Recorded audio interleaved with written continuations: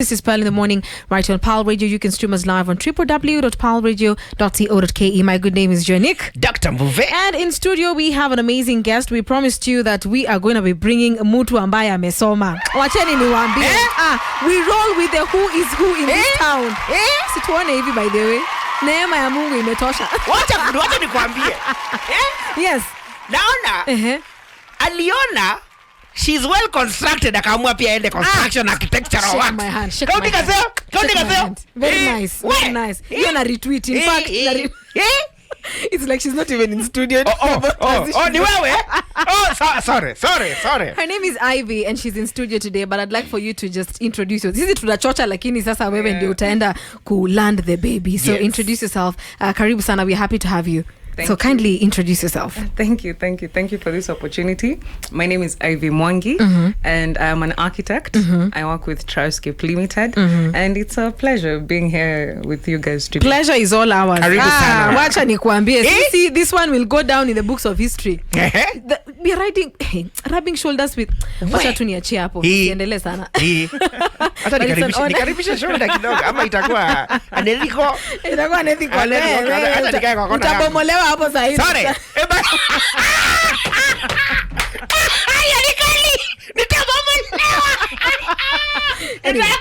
Utaekwa X alafu ubomolewa. Tutaki hiyo story. Anyway, today we are here to talk about something that is very, I don't know how to put it. It's very serious, and because lives have been lost. People have lost their livelihood. In houses and residential houses that have collapsed, and the cases have been on the rise. We've had I think in a span of like 2-3 weeks we've had like 3 buildings collapsing. One in Kasarani, one in Ruaka, the other one in Kiambu. Areas. And it's very alarming. And we're just saying earlier on with movie that I think mvua ndo imeanza reveal that kuna zile buildings ambazo they're not very strong, they're not well structured, if I would say. So maybe you can just tell us, of course maybe si tutasema simiti ilikuwa counterfeit, sijui nini ilifanywa and all this, but what are some of the things that one person needs to look at before they even think of constructing a residential or maybe a building, any other building? Well, first of all, I think I can start with reasons as to why maybe some of these buildings are collapsing. Yes. And I can narrow them to like 7 pointers. Where? Tunasoma. Remove 20 notebooks, tafadhali. Leo ni ile siku. Remove them. I can take you through like 7 pointers. Where the first one, we have poor structural design, where this is caused by errors during the design stage, maybe due to lack of accurate data of the site itself. Then the second one, we have poor compliance with the drawings and engineer specifications. This is where the drawing specifications are not done as per the way they should have been done on site. Maybe the client or the foreman starts thinking of, let me just do my own things, or let me know, or maybe this guy is maybe what he said in the drawings. Let me just do something else. Then another thing is use of substandard building materials. Correct. That is maybe use of substandard steel, concrete, because you find there are others that are poor quality or lower quality. Yes. Another reason is maybe inadequate supervision during construction, where in construction you need the architect and the structural engineer to be there to supervise maybe the formwork, the concrete vibration of concrete and fixing of reinforcement. But then you find the client, they only consult this architect and the structural engineers during the design phase only. Yes. Then when it comes to constructing itself, wanawaacha, then they just now go focus on now with the foreman. They do their thing with the foreman. So now you see, now when something happens, the architect and the structural engineer will not be there to see.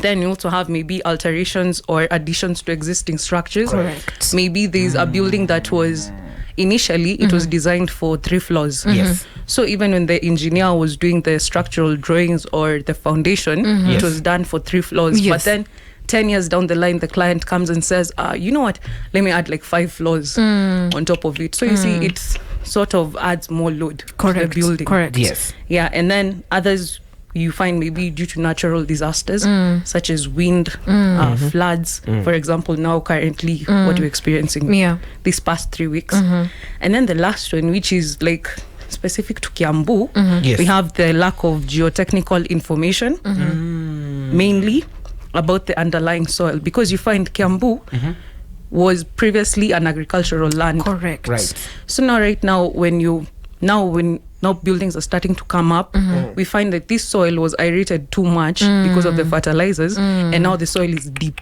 And then you just you put buildings there, and you put them with the same foundation that you'd put them on different land. Yes. So maybe a way of mitigating this would be, instead of using like strip foundation, you use pad foundation for the soils that are loose. Yeah. Yeah. All right. Yeah, because you even find like places like as you've mentioned, Kiambu, maybe say Murang'a, unapata like digging a hole is not a big deal per se, you know. But when you go to somewhere like Ngong, kuna mawe, like literally before you go 2 feet under, it's quite something, you know. So you find that also the terrain of the area is also very important to look at. Yes. Wow. And I love what you said, that it's important for the architect and the engineer to work hand in hand with throughout. Yeah, like it's not just the design phase. Umetupatia wewe kazi yako, thank you very much, it's been real, alafu wanaenda kwao wengine. They need to work together, because at the end of the day there's something that the architect will notice, that kuna mahali mmechange mahali, and this is not what we had ideally agreed upon. I think that is really, really important to note, in case you're out there, you are planning to also venture into maybe building your own constructing your own building. I think it's very, very important to note that. And because it's quite sad that this is something that can be avoided if only we ensure that we do what is right during this phase. Yes. Yeah. Are there checks that are made during each and every process, or is that why all these guys need to be together at that time? Yes. There are those like checks and also like approvals that need to be done throughout the process, throughout the design stage process, right? So that even before a building is ready for occupation, there's that approval, the certificate of occupation that you get from the county. Yes. After inspection, the county has come, inspected, found that the building is fit for stay. Then that's when people start coming in. But then you find some of the times people don't do that. They don't go through that whole process. Yeah, and now it's because of also lack of consultants, lack of consulting with these people. Yeah, like, so you find reasons like that. They sort of, how do I say this? They sort of like look past it. They skip that particular step, which is very, very crucial and very important. And also I think knowledge, probably there's someone who doesn't have, I believe we know that we're supposed to follow some approvals and permits and whatnot. Yes. But again, I think there's some people who hauna hiyo knowledge. Wacha niweke kafront hapa. See, Skyward Mungu amenipatia property ya kutosha. Why am I stopping at 3 floors? True. So I think that is also something, because you're like, it's my piece of land. If I want to put up a mud house, niko na mawe mbili tatu hapa, I want to, see, also information is very, very important. Information is power. Yes. Knowledge is power, because once you get to know, at least you know how to go about it. Now, it's so interesting because not many individual homes, or like, for example, nyumba za kukaa za watu, like an individual home, not most of them collapse. Ideally, it is most residential apartments. Yes. Is there a specific reason? Is it that inatumika na watu wengi, so it needs to be maintained in a certain way? It's like the same way, for example, when you're using a lift needs to occasionally be maintained because inatumika na watu wengi. Like throughout the entire day, it's being opened, it's being closed, so it needs to be maintained. So is it the same thing with residential apartments or homes that need to be maintained a bit more often than just an individual home, and it's just a 4-bedroom apartment, nyumbani mnakaa as a family and something like that?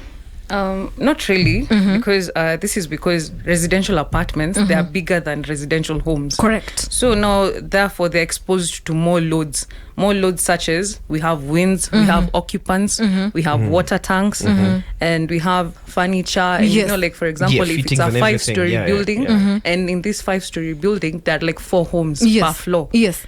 On average, if you say, for example, there are 4 people in that house, that gives you 4 times 4, 16 times 5, you get like 80 occupants in that one building. So like all those loads combined, you find if there's any undersizing or any underdesigning of maybe columns, the foundations, the beams, it causes and the foundation itself, it can easily lead to failure. Yes. Because you've not taken into consideration, because when the drawings were being done and when the engineer was doing the structural, he took all that to consideration. Yes. But then maybe because of 1 or 2 factors, maybe the contractors, maybe the clients have decided to go past it, So now that leads to failure over time. Wow, that is interesting. I never thought about it that way, that you come with your 10 kilos of sofa sets, mwingine akona zake 20. By the time we put it on this building, it has to take up that weight. It has to take up all that wow weight. Now that you've said that, then what happens with a building that was probably constructed in the 1960s, and they were assuming whatever will be put in will be of this load? Now we are in the 2020s. Things are heavier loaded up. So now how do you consider that? Now when a building is being constructed, you take to account that of the maximum load that is going to be put there. When the reinforcement is being done, it's done to hold the maximum amount of load that it can be able to hold that the building itself. So that regardless of the furniture, if you come and bring in loads, or if you come and bring in like kidogo, it won't affect the building itself. So meaning there's an overspill, like nile, this is the maximum and this is the minimum. Okay, that's fantastic. Awesome. Another question, now when you have those buildings that have 4 floors, mtu alieka 1970 na ni residential huko nyumbani, what legal measures are followed up such that this person 10 years or 20 years later ataongeza tatu? What happens? How do people check those guys who want shortcuts to build over the building? Now these those you see that these approvals, first of all, the approvals that one needs to get to be able to put up a building. Correct. Right. One is the county approval, whereby the county has to approve the architectural and structural engineer drawings. And then next you have NEMA for the environmental purposes. Correct. Yes. Then after that you go to NCA, the National Construction Authority, since they're the ones who regulate the contractors. And then finally you have the certificate of occupation that is now done once it's constructed. Now once it has been constructed, whenever these construction, like for example the way you've said addition of other floors, kuongeza, the county will need to come and ask. They will come to site. They always visit sites that are being constructed and they ask for the approvals. Right. Like where are the approvals? If fine, you said you want to add, where is the approval to show? And even like the architectural drawings to show that the architect initially designed this, but now there's an addition to this that he has also done. And it has also been approved. Has also been approved. Wow. Right. Okay. Yeah. Yes. So All right. because failure to which then then the site needs to be shut down, closed off till you get the approvals. The approval. Yeah. Because again, I mean, adding means that, for example, if it's what is it called? Waste. What is it called? That piping. Yeah, the drainage. Drainage. That's a word. Plumbing, electricity. Like there's a lot to think about, because again, yes, you're putting up, but again, that means more occupants. That means more drainage. Yes. That means more wiring and all these other things. More load on on the building. itself. Wow. Hey, today is the day to learn, guys. Today is the day to learn. And even as we continue learning, we'd like to bring you up to speed with something. As we come back, we're going to be chatting more about, for example, what are some of the things, who are some of the people we need to look for before we start this journey of building, like how much time are we supposed to take kwa planning tu, kwa sababu kuna mtu anasema niko na shamba, all I want is a building in the next 2 months. It doesn't work like that. Hata nyumba ya 1 room itakuwa 2 months kujenga. We're having a great conversation right here, talking matters construction, and we're having an amazing guest in studio. Her name is Mwangi. Yes, and she's an architect, and she's very well spoken. I love the fact that you're very articulate in these words, because at the end of the day you find that kuna mtu anazanga kwa hizo conversations when they want to build. And just off mic we were just saying that I have my piece of land, there's a way I have envisioned my home. I want nataka bedroom moja iface ile side, alafu nyingine iface huku, alafu choo ikuwe sijui wapi. I have envisioned how I want my house to be.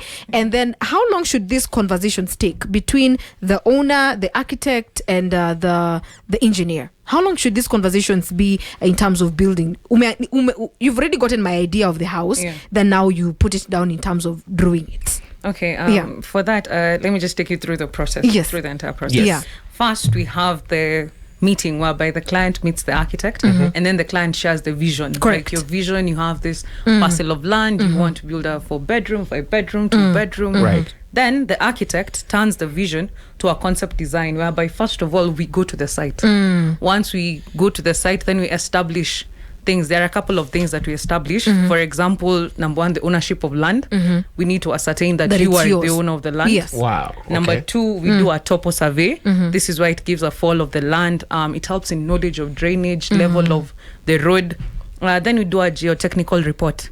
This geotechnical report, it gives us the nature and state of the of the underlying soils, the one that I was talking about, the assessment of the soils, so that then we can use it to establish the levels of the foundation.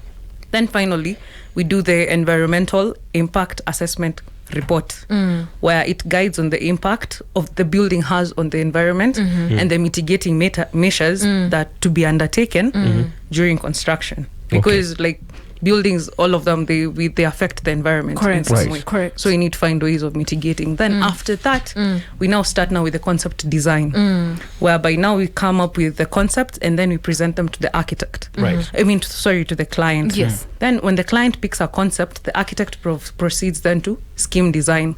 Scheme design, now this is where I've given you a couple of concepts, a couple of plans. Then once you've chosen one, we are able to then start now designing on it further, whereby we produce the plans, the elevations, the sections, and the 3 dimensions, so that you can be able to understand them.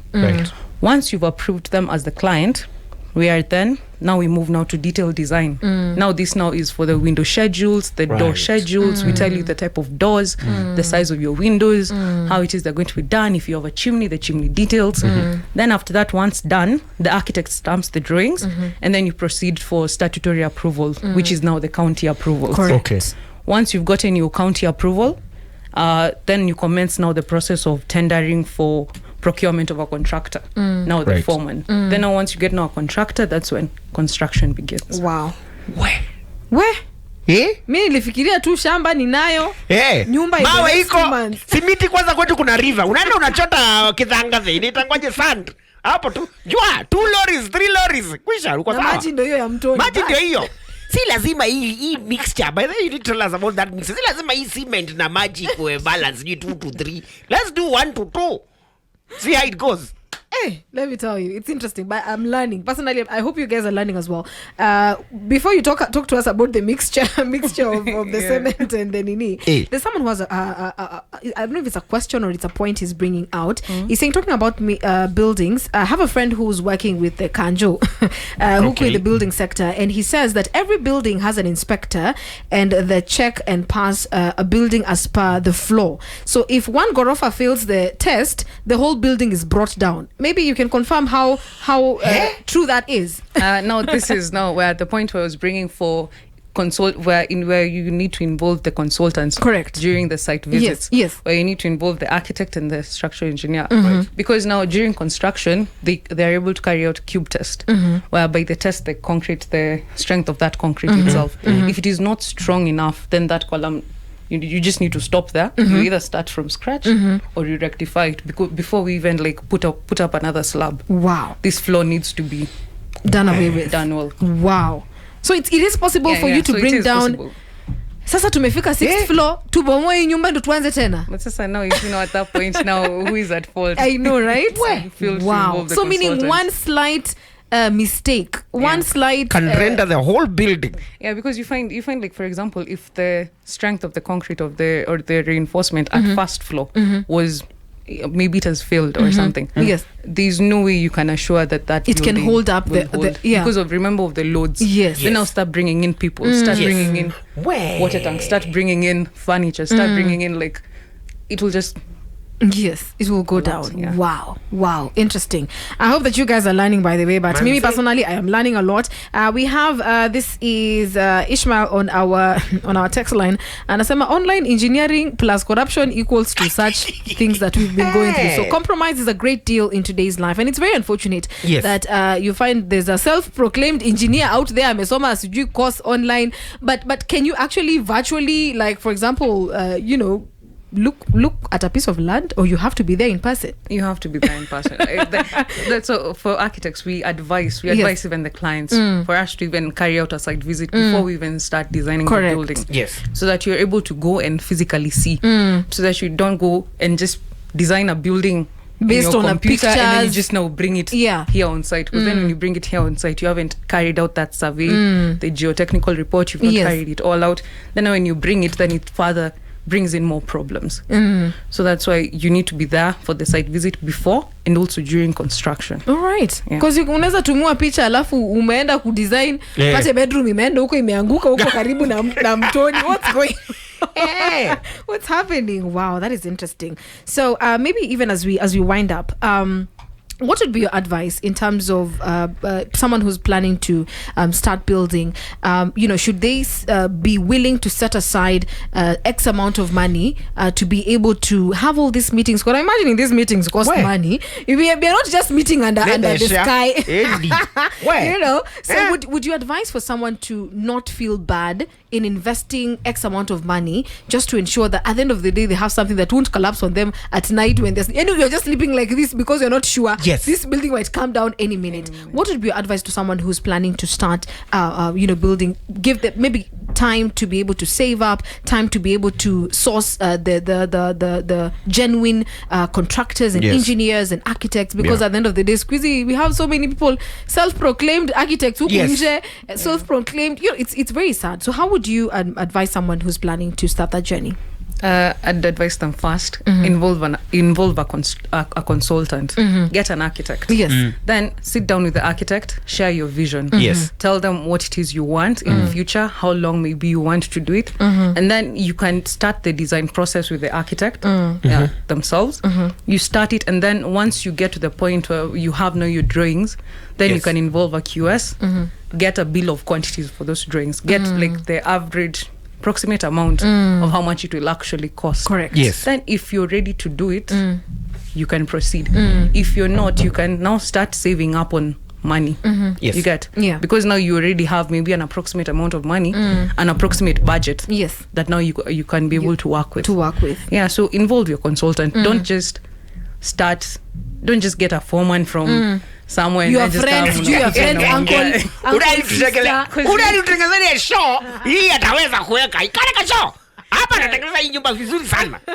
think those things are the ones that they can come after, but then they also need to be verified. Correct. Because even when it comes to the approvals, like for example, right now in Kiambu County, they removed the online submission.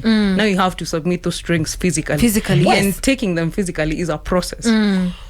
It's a back and like you have to go back and forth. But it's good because they're also making sure that each drawing that is taken there has been approved manually and physically. You get? So that there's nothing, they don't allow like this quack drawings to be brought there and to be built, to be approved, and then they're given a go ahead. Wow, that is absolutely awesome. I hope that you guys have learned one or two things in matters construction and what needs to be done. At times you're quick to point fingers at the owner, but probably they didn't have this knowledge. They waliambiwa tu uko sawa ongeza tu ni lori moja ya maji uko sawa. From moja yezi haribu anaongeza moja. Next year from moja yezi haribu anaongeza. And then you also want more money, so you're like, the more residents I have, the more money I have, so let's add more floors. But I think it's important for us to even have this knowledge and information, even for the sake of the future, for some of us who probably want to also be landlords and landladies in the future. I think it's very, very important. Thank you so much for coming through. Maybe if you don't mind, you can share your social media platforms where someone can reach out. Probably they also would like to maybe ask further questions. If you're okay with that, maybe you can share. Yes. My Twitter handle is Ivy Mwangi. Instagram is the Ivy Mwangi. The Ivy Mwangi. Yes, the Ivy Mwangi. And I can also share my contact. Yes, no problem. Yes. Then my contact number is 0717 131 001. Maybe one more time for someone else who was writing down. I didn't get all of them for the sake of the show. Yes.